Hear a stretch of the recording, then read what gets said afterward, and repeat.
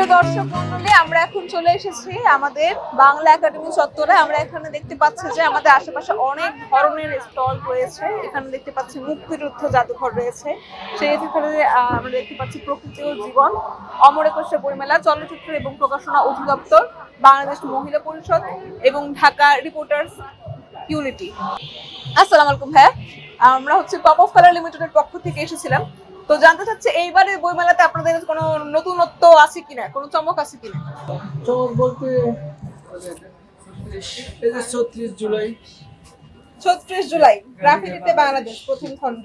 আচ্ছা আচ্ছা, এটাই হলো মানে এটা হচ্ছে এবারে আপনাদের মেইন চমক, স্বাধীনতার 36 জুলাইয়ের দ্বিতীয়বার বাংলাদেশ স্বাধীন হওয়ার গল্পটা তো উঠে এসেছে এর মধ্যে। আচ্ছা ঠিক আছে, অনেক ধন্যবাদ।